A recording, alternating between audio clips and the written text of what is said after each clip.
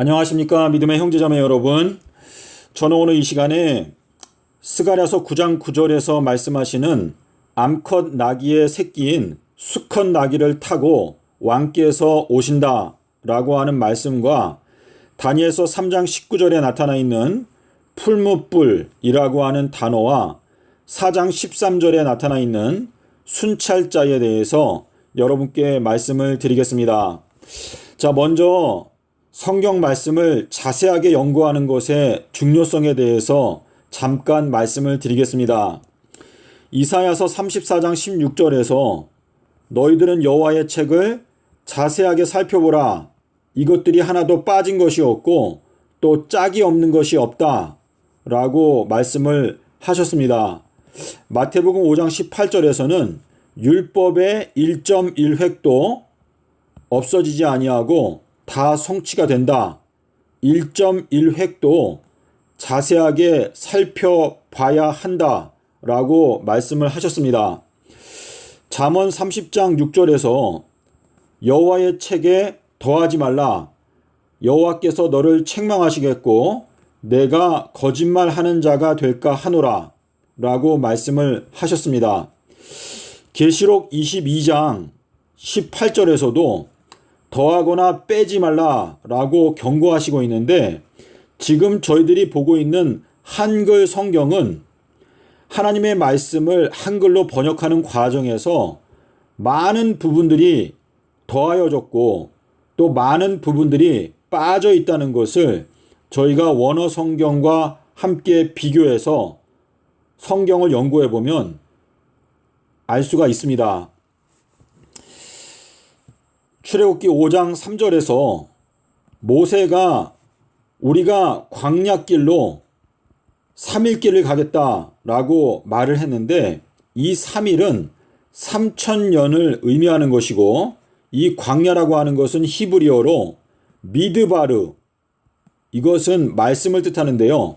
우리가 성경 66권, 이 하나님의 말씀을 토대로 해서 3000년이라고 하는 세월을 이제 걸어가게 될 것이다 라고 하는 뜻인데, 예수님의 재림이 2030년에 있게 될 것이지만 앞으로 1000년 동안 저희들은 성경 말씀을 연구하면서 이 1000년의 세월을 지나가게 될 것입니다. 신명기 1장 19절에서 크고 두려운 광야가 나옵니다. 이 크고 두려운 광야를 우리가 앞으로 1000년 동안 더 지나가야 하는데, 다니엘서 12장 4절에서 말씀하시는 대로 마지막 때에는 사람들이 두루 다니면서 지식이 증가하게 된다 라고 하는 말씀은 이제 이 마지막 때 예수님의 재림을 앞두고 지식이 증가하고 많은 사람들이 빨리 왕래하는 이때에 하나님의 말씀을 자세하게 살피게 되면서 주님의 뜻이 점점 더 분명하게 깨달아지게 된다라는 것을 말씀하시는 것입니다. 자, 그러면 우리가 본문으로 와서 다니엘서 2장 4절부터 7장 28절까지는 아람어로 기록이 되어져 있습니다. 구약 성경 대부분은 히브리어로 기록이 되어져 있는데, 다니엘서와 에스라서의 몇 군데는 아람어로 기록이 되어져 있는데, 이 아람어는 히브리어와 똑같은 알파벳을 사용하지만 다른 언어입니다. 그런데 스가랴서 9장 9절에 나타나고 있는 암컷 나귀라고 하는 단어가 아토운인데, 이 암나귀라고 하는 이 단어를 아람어로 기록하게 되면 그것이 풀무불이라고 하는 의미를 갖고 있는 단어가 됩니다. 그리고 아들이라고 하는 것은 벤, 이거는 아람어나 히브리어나 똑같이 아들인데, 수컷 나귀, 이거는 아이르라고 하는 이 단어가 아람어로 기록하게 되면 이 수컷 나귀라고 하는 이 아이르라고 하는 단어가 순찰자라고 하는 의미를 갖고 있습니다. 그래서 스가랴서 9장 9절에서 암컷 나귀의 새끼인 수컷 나귀를 타고 왕께서 오신다 라고 하는 이 말씀은 다니엘서에 나타나고 있는 풀무불의 아들인 순찰자를 타고 오신다 라고 하는 의미가 들어 있습니다. 이 스가랴서 9장 9절을 보게 되면은요, 제가 다른 영상에서 설명을 드렸는데 마태복음 21장 5절에 가면 여기에는 나귀가 두 마리가 나타나고 있습니다. 하나는 암컷 나귀이고 또 하나는 수컷 나귀, 두 마리의 나귀를 타고 오신다 라고 기록이 되어져 있는데, 스가랴서 9장 9절에도 역시 두 마리 나귀가 나타나고 있는데, 뒷부분에 암컷 나귀의 새끼인 수컷 나귀를 타고 오신다 라고 하는 이 말씀이 성취가 되는 시점은 2022년도를 가리킵니다.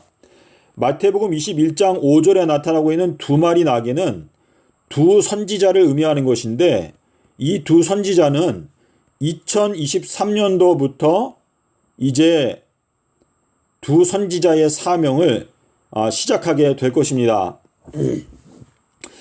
2022년도에는 엘리야의 해입니다. 주님께서 나귀를 타고 입성하셨던 때가 아비벌 10일이었습니다. 이 아비벌 10일 날 주님께서 나귀를 타고 입성하셨는데, 이날이 토요일이었는데 이 토요일에 해당되는 연도가 바로 2022년도입니다.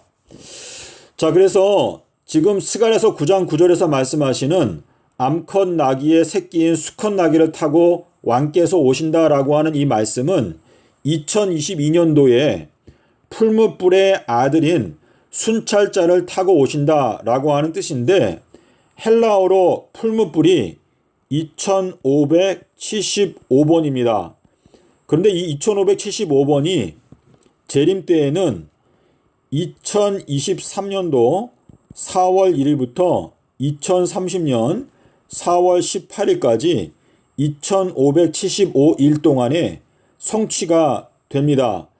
그래서 이 마지막 이 2575일은 사실상 느부갓네살 왕이 7대라고 하는 기간 동안에 짐승처럼 지냈던 기간이 이때에 성취가 되는데, 이 2575일은 이 내용을 뜯어보게 되면 2023년도 4월 1일부터 2026년도 9월 11일까지가 1260일입니다. 그리고 2026년도 9월 22일부터 2030년 3월 4일까지가 또 42달. 근데 날짜로 하면 이때도 역시 1260일입니다. 그래서 둘이 합치게 되면 2520일인데, 이 2520일 기간이 바로 다니엘서 4장 16절에 나타나고 있는 7대를 가리킵니다. 근데 이 7대는 1260일이라고 하는 사실은 계시록 12장 6절과 14절을 통해서 저희가 알 수가 있습니다. 이 내용은 다니엘서 7장 25절과도 연결되어져 있는 말씀인데, 한 때와 두 때와 반 때를 지난다 라고 말했는데,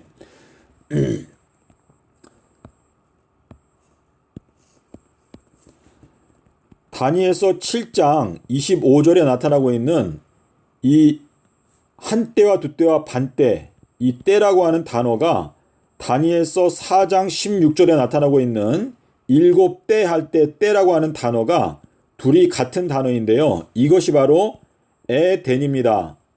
근데 이 에덴이라고 하는 이 때가 7장과 4장이 같은 단어를 쓰고 있기 때문에 7대는 한 때와 두 때와 반 때, 세 때 반의 2배에 해당되기 때문에 이것이 2520일이라고 하는 사실을 저희가 분명하게 알 수가 있는데, 이것이 이제 2023년도 4월 1일부터 성취가 시작이 될 것입니다.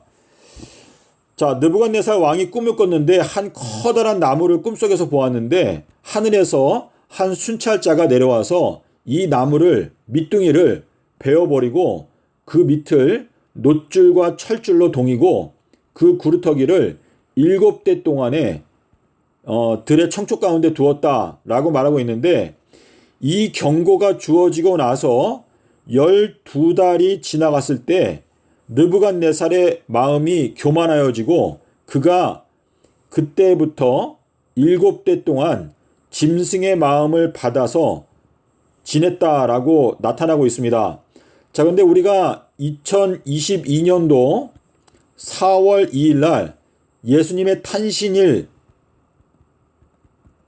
우리가 예배를 드렸습니다. 이게 아비벌 1일인데 2022년도 4월 2일부터 시작해서 정확하게 1년이 지나가게 되면 2023년도 4월 1일이 되는데, 이 4월 1일부터 이제 예언이 1260일 동안 비가 오지 아니하는 예언이 성취가 되는데, 요것은 365일이죠. 그래서 우리가 현재 쓰고 있는 그레고리안 달력으로 12달이 지나간 다음에 이제 예언이 성취가 시작이 되는데, 이 내용을 유대력 기준으로 살펴보게 되면 2022년도 4월 2일부터 유대력으로 12달이 지나가게 되면 2023년도 3월 22일까지가 유대력으로 12달입니다. 그래서 2023년도 3월 23일이 아비벌 1일이기 때문에 12달이 지나가게 되는 때가 이제 2023년도 3월 22일까지가 되겠습니다. 자, 그래서 그레고리안 달력으로 봐도 12달이 지나가게 되면 2023년도 4월 1일 이제 비가 오지 않게 되는 때가 떨어지게 되고, 그리고 유대력 기준으로 살펴보게 되더라도 이제 2023년도 3월 22일, 자, 3월 23일은 요때는 계시록 12장 5절 철장 남자의 그 올리어가는 그 사건이 요때 성취될 것으로 저는 마음 가운데 어느 정도 믿고 있는데요. 그 이유는 호세아 5장 7절하고 예레미야서 2장 24절인데, 그 내용은 여러분께서 원어 성경을 봐야지만이 조금 이해를 할 수가 있는데 지금 그 내용을 여기서 말씀드리진 않겠습니다. 자, 그래서 우리가 알 수 있는 것은 지금 예레미야서 31장 28절에 보면 하나님께서 사람의 씨앗과 짐승의 씨앗을 이제 나누시겠다라고 말씀을 하셨는데요. 예레미야서 31장 27절에 말씀하시고 있는데, 이제 앞으로 12달, 그러니까 1년 동안에 하나님께서 짐승과 사람을 분리하신다라고 하는 뜻이고, 짐승과 같은 존재들의 경우에는 이제 2023년도 4월 1일부터 7대의 기간이 지나가는 동안에 느부갓네살과 마찬가지로 벤다, 이 그루터기를 벤다라고 말했는데요.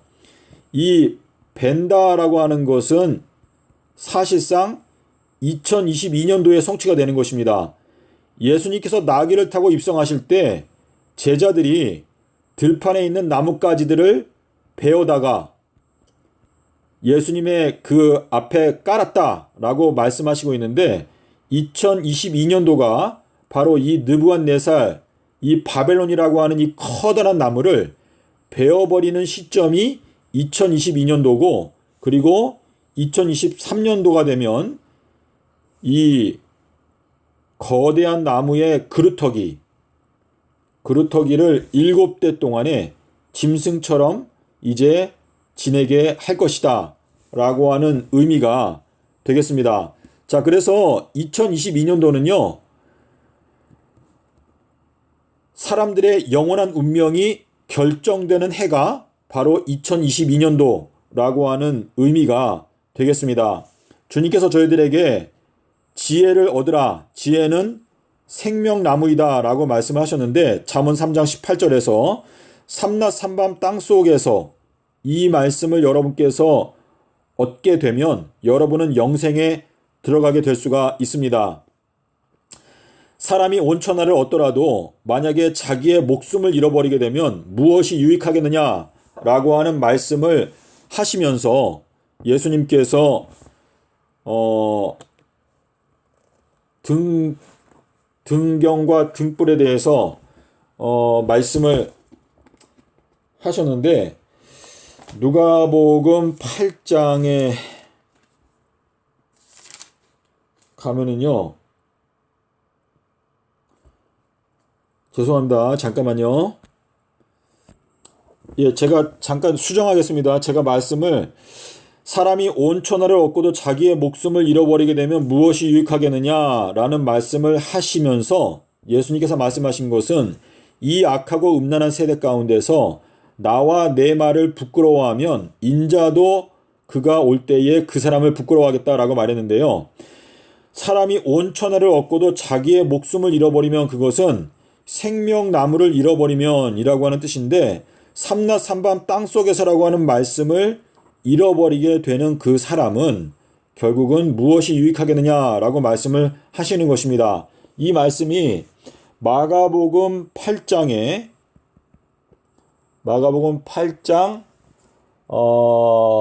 35절부터 38절까지의 말씀을 읽어보시게 되면 이